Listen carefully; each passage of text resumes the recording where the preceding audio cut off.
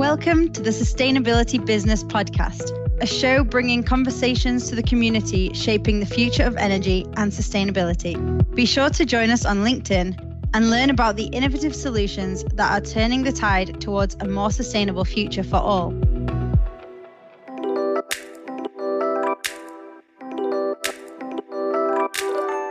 Welcome to another episode of the Sustainability Business Podcast, where we explore the latest trends, challenges, and solutions in the world of sustainability.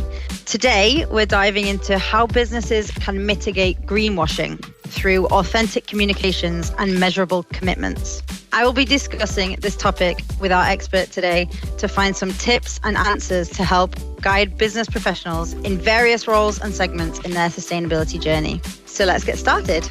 First things first, I'm delighted to welcome our in-house greenwashing expert, Amy Haddon, onto the Sustainability Podcast once again. Amy joined us in a previous episode discussing COP, the Conference of Parties, and the role of the private sector in climate action. Amy is incredibly knowledgeable on the topic of greenwashing, and I'm excited to pick her brains today. Amy, please can you go ahead and introduce yourself? Thank you so much, Emily. It's great to be back on the podcast, and I appreciate that glowing introduction. I've been working in this space for many years in communications specifically, and what has been very interesting, I would say particularly in the last 2 to 3 years, has been the growing concerns around greenwashing. And as a sustainability communicator, I believe that authentic and transparent communications are the right way for any company to do business. And so it's great to bring together my passions around sustainability with my passions in communications to really dig deeply into this greenwashing topic with you and our audience. Absolutely. And it's the perfect intersection, communication and climate and sustainability, when we talk about greenwashing.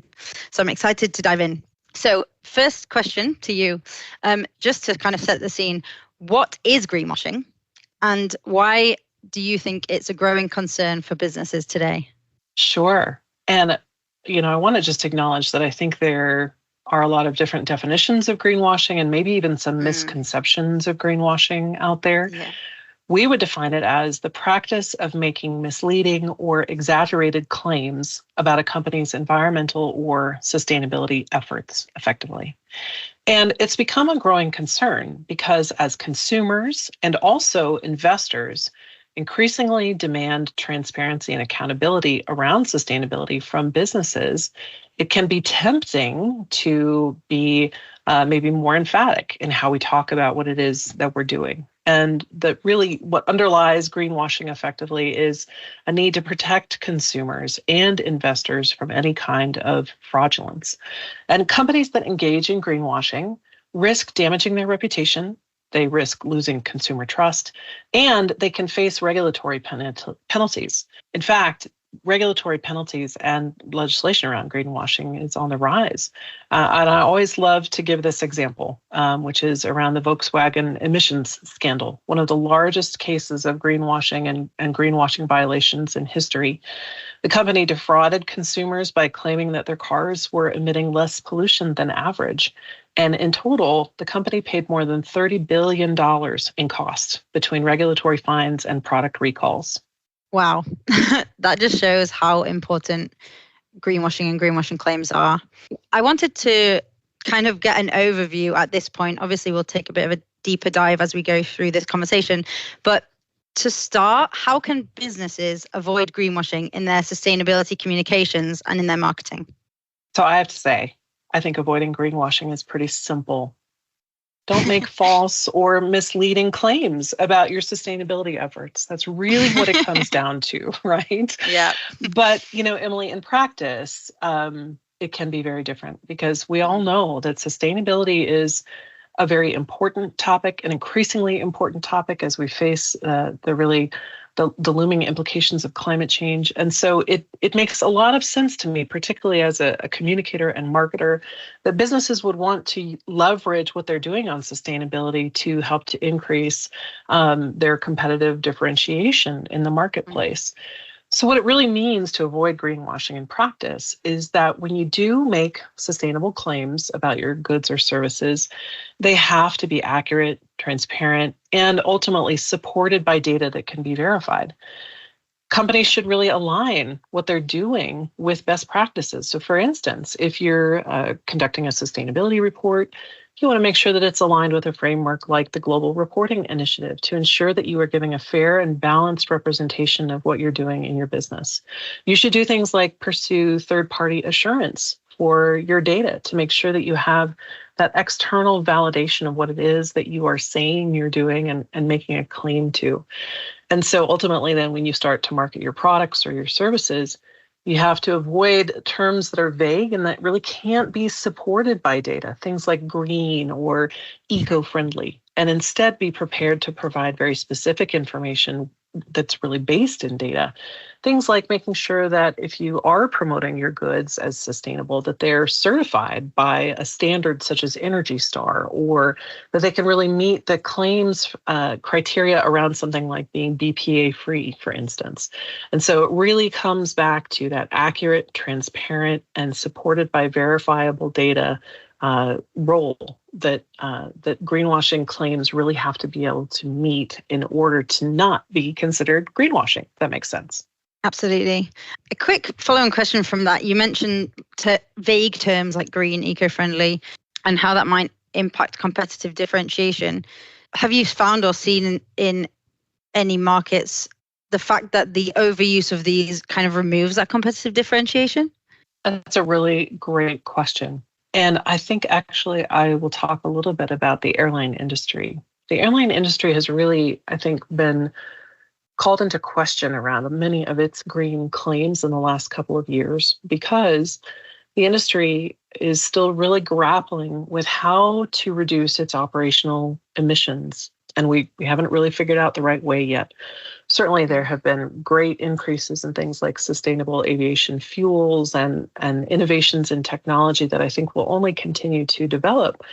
But in the meantime, as consumers have become more interested in neutralizing the carbon impact of flying, that has been a movement that airlines have really grabbed onto. And so many of them have really been called out by legislative and regulatory bodies for claiming that their flights are green, even when they may not be. And so that is a place where you see maybe one airline really start it, and then all the other carriers really get on board with that movement, and it becomes less of a differentiator.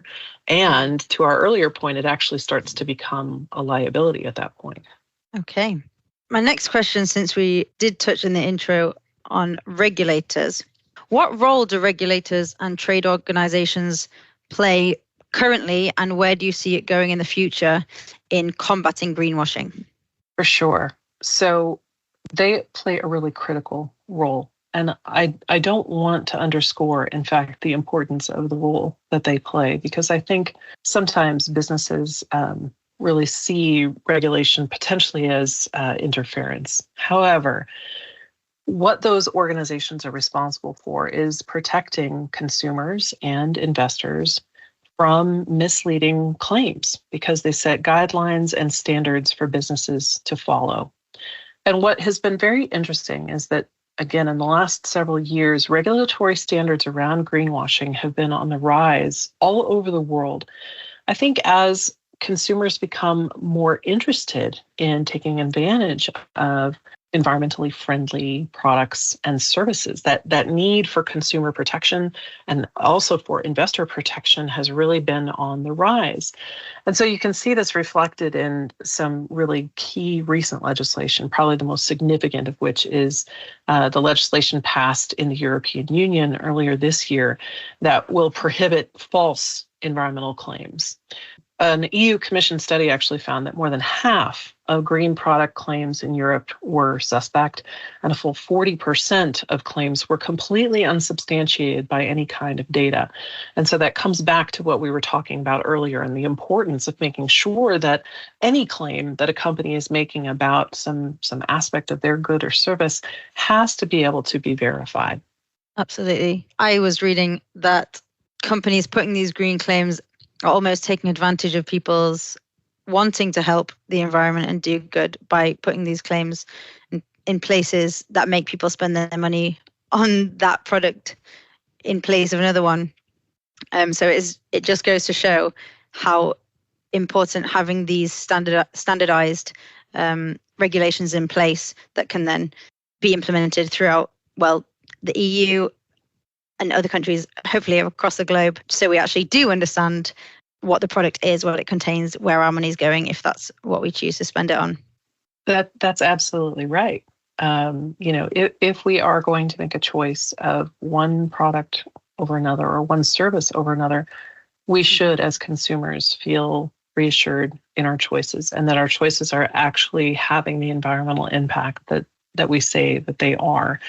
And I also want to touch on the role of investors here, and specifically, as someone working in the field and really as a student of sustainability, it's been very interesting to see the back and forth around the U.S. Securities and Exchange Commission climate rule, as it's been called popularly, which would require publicly reporting organizations in the United States to disclose their emissions and climate risks. And it's been very controversial. In fact, the SEC received more public comments about the climate rule than any other proposed rule in its history, and declared on it, and then just within about 2 weeks backed off again because they were hit with a whole slew of lawsuits.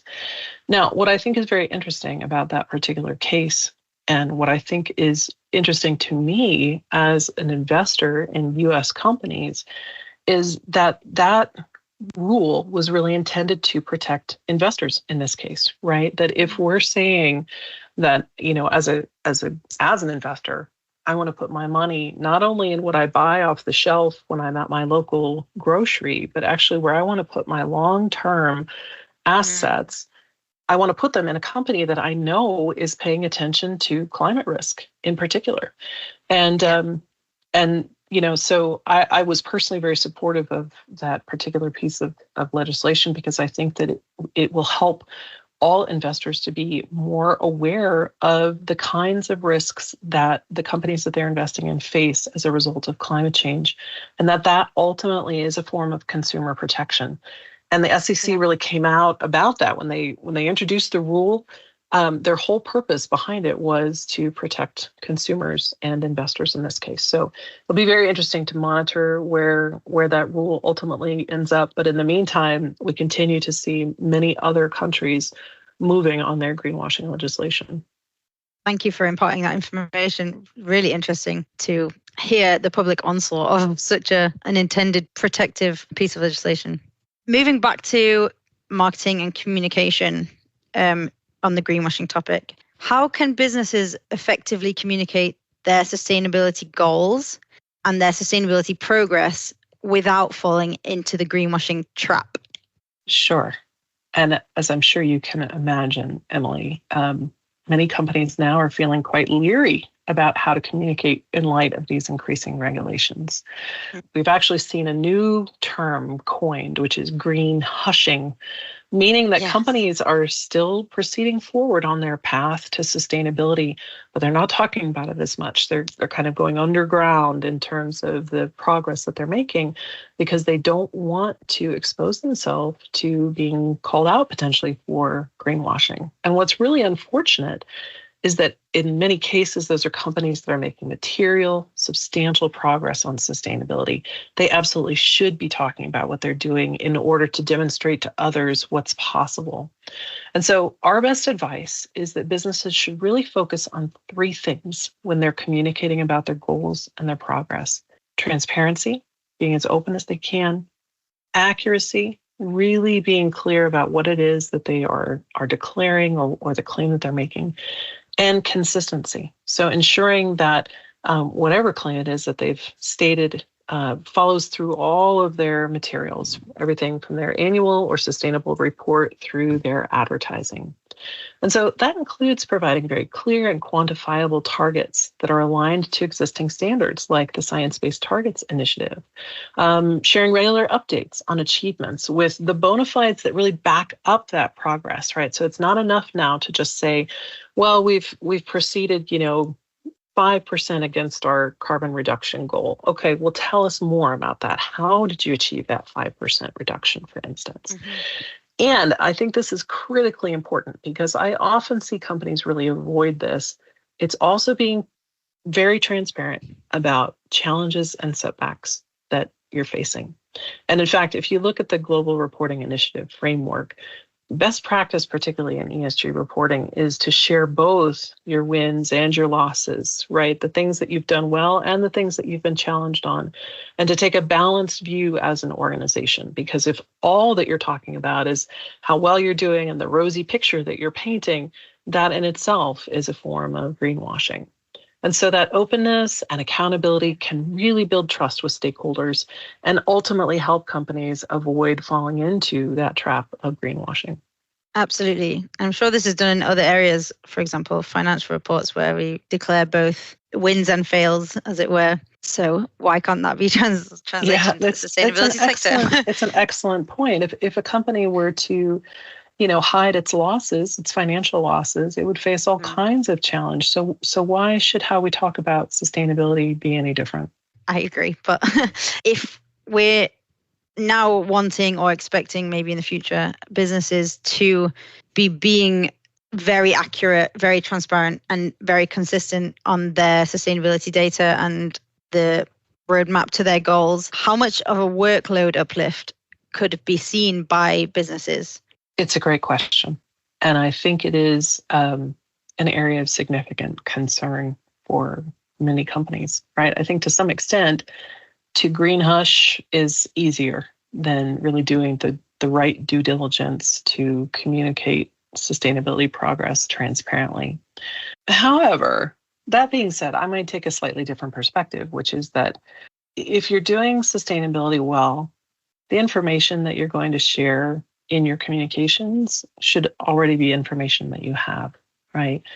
And data is really the foundation of that. And I think you hear this from everyone these days in sustainability, that the data is really all. It is the foundation of really understanding where you are, where you want to get to, and how you're getting there, and what progress you're making along the way.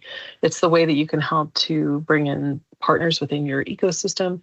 It's the way that you can really deeply understand the places where you're doing well, the places where you need to do better.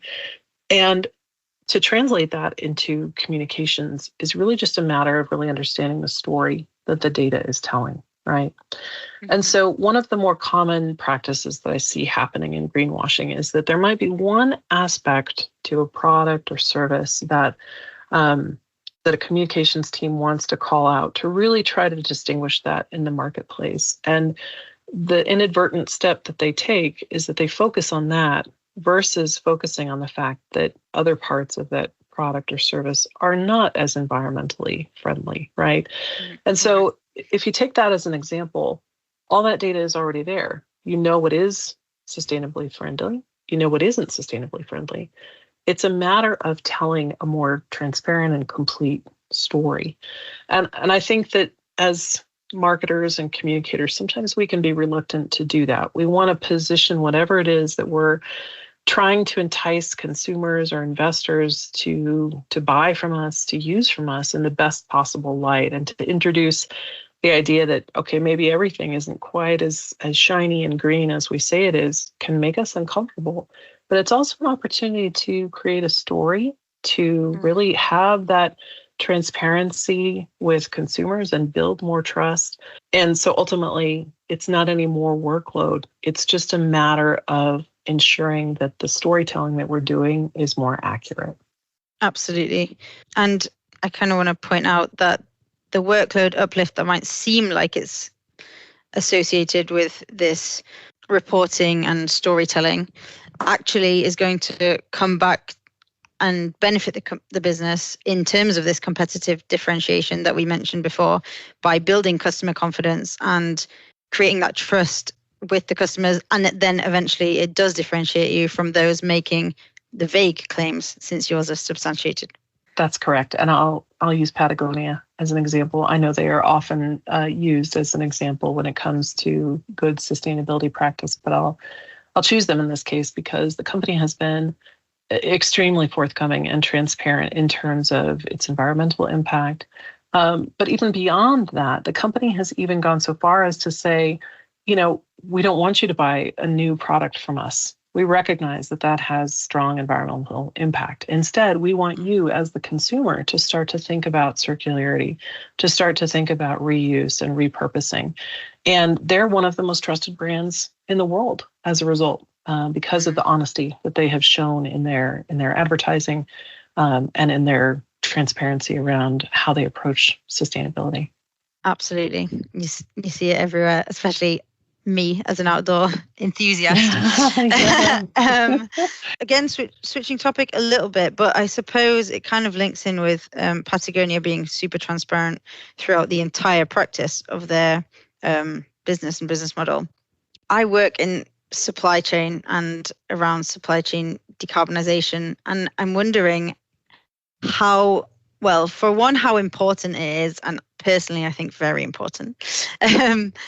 But how can businesses collaborate with their supply chain partners to reduce the risk of greenwashing and also to achieve the shared sustainability goals that they may have? It's a really important point that you raise, Emily, because as we all know, the majority of emissions around the world sit within the value chain, right? So CDP estimates that on average, it's about 11 times more emissions in the supply chain than in an organization's direct operations. Here at Schneider Electric, it's about 97% of our footprint that sits within our value chain. And so we know that it's absolutely essential for us to engage these networks of our partners to ensure that we are more sustainable.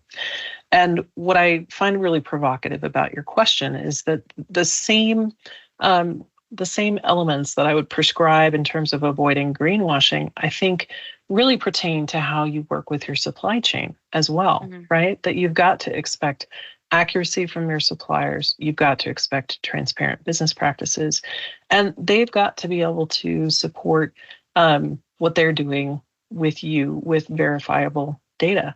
And there are plenty of examples where the lack of transparency, the lack of accountability, the lack of data have really caused problems for organizations within their supply chain. And, I recognize that it's not that easy, right? It might be easy to get data from your tier 1 suppliers, but when you start to get down into tier 2, tier 3 and beyond, it gets more and more difficult and more complicated for organizations. And so by no means am I saying this is easy, but tier 1 is a great place to start. And businesses can work with their tier 1 suppliers to set joint targets to create that shared accountability. They can also ensure that they conduct due diligence to ensure sound practices. 20 years ago, it was really around social practices and many organizations being called out for human rights abuses within their supply chain. And so many companies got very sophisticated in how they were measuring their supplier performance. And now adding environmental sustainability to their scorecards is the next step if they haven't already. It's also really important for buying organizations to share information and processes with their suppliers that can enhance that transparency and data accuracy. While you may have large tier 1 suppliers that have their own mature programs, what we have experienced is that many suppliers are just either too small or too immature in their own sustainability journey to have the same kind of resources and wisdom that their customers have. And so sharing that and having bi-directional communications with suppliers is just so critically important. And that collaborative approach really fosters trusted business relationships, but also data integrity. And ultimately, as we were saying a few minutes ago, it's data integrity that really reduces the risk of greenwashing ultimately and helps to drive progress because you actually know how you're performing if you're trying to address your supply chain emissions. Definitely. We keep touching on the topic of data. So I want to ask you outright, how can businesses go ahead and leverage technology and data to improve their sustainability reporting and therefore reduce the risk of greenwashing? That has just become so critically important. And I think if you talk to anyone who's working to try to address their supply chain, the first thing you will hear is data, right? The importance of data and the challenge of data. So there are a lot of initiatives underway to help companies to do this. I'm thinking specifically of the CDP supply chain program, for instance, where companies can encourage their suppliers to disclose their emissions in the same way that they are disclosing their emissions to CDP. And that really helps to improve transparency across the environmental footprint. And we've seen some really great successes, I think, through that program and the companies that have encouraged their suppliers to disclose. But there are also really great tools in the marketplace. I have to give some props here to the Sustainable Apparel Coalition, and I was very proud to work with some of their founding members to really create I think, one of the first comprehensive tools, which was the Higg Index, to really help companies in the footwear and apparel supply chain disclose their environmental impacts. We would be remiss also not to include Walmart in this, because Walmart's supplier sustainability program, which is now almost 20 years old, maybe is 20 years old, really, I think, was the point of sea change in the industry to be able to communicate that a company as large as Walmart with a value chain as large as theirs is could make meaningful progress on supplier emissions, supplier waste, et cetera. So I'm very proud of the work that we're doing here at Schneider. We have our own targets for supply chain carbon reductions through our Zero Carbon Project.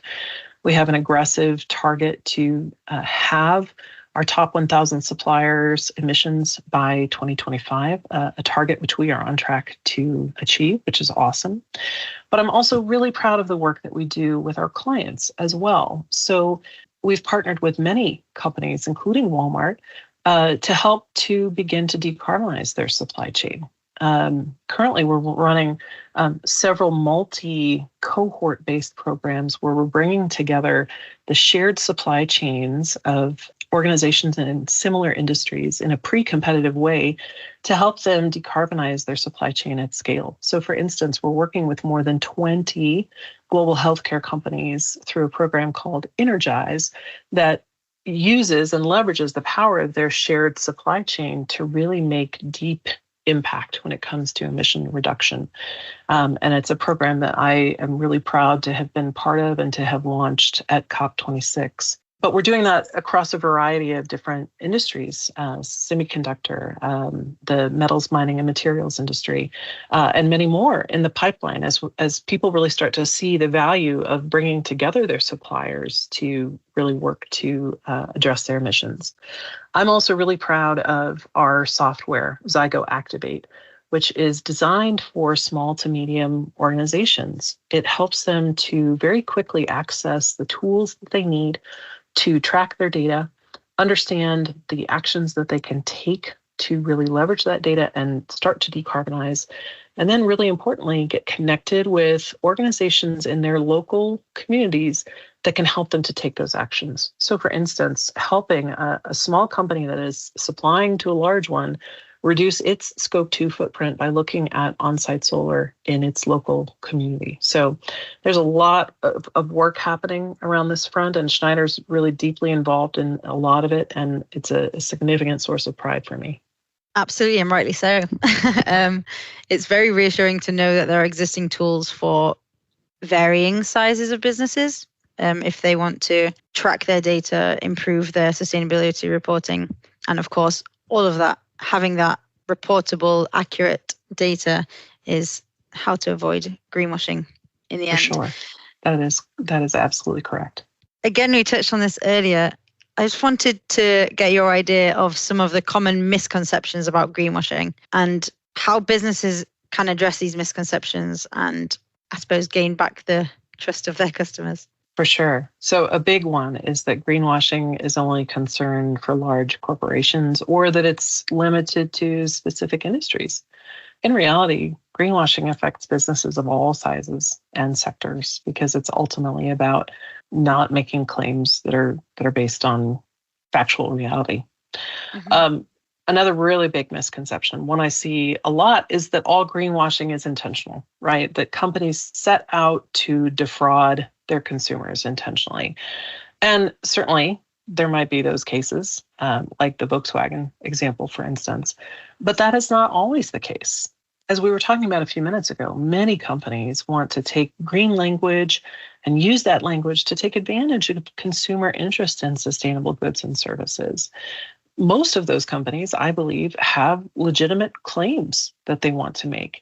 But I think what happens commonly is that green terminology is used either inappropriately or incompletely.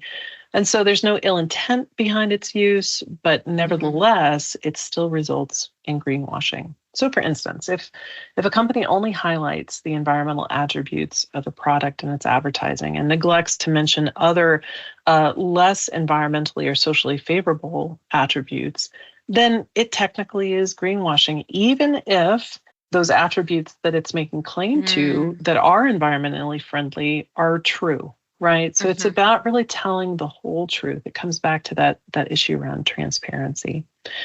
And so it's really important for companies going forward to make sure that they're educating stakeholders within their business about how to communicate genuinely sustainability efforts and the risks associated with greenwashing. And so what we have seen is that the role of marketing and communication in sustainability has really grown significantly because they are on the front lines of making these kinds of claims. I'll underscore again, as we discussed, that it's absolutely essential to have the data to back up these claims. And organizations that aren't sure should think about working with an expert in the field like Schneider Electric. Shameless plug. Shameless plug. I'm all for it. I feel like at this point, it's easy for companies, large and small, to fall into the greenwashing trap. But it doesn't have to be that way. I think reporting, we're seeing this. Reporting is becoming more of an integral part of business strategy. Actually, this has been shown through the CDP data that's been released, with 24% more companies reporting in the latest year, and a record 23,000 companies disclosing their sustainability data. So more and more companies are tracking this data, and that can help them overcome that falling into the greenwashing trap, as it were. Just to end on, I think you maybe mentioned these before, but maybe you have a couple of other things. What are your top 3 takeaways for businesses, in particular for the sustainability leaders in businesses and the marketing and communications teams? What are your top 3 takeaways for them to avoid greenwashing? First and foremost, I would say, don't be too afraid, especially if you are doing really significant material, legitimate work.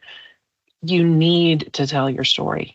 And others around you need you to tell your story, because other companies that are behind you need to be able to see what's possible. And by sharing your story, you demonstrate that, and you can provide momentum and hope to those organizations that they too are capable of change. And so I know it's tempting to consider green hushing, but I would really encourage companies to not green hush, because it's so important to tell those stories and to continue to show progress, as well as demonstrate for others what is possible. So that would be my first one.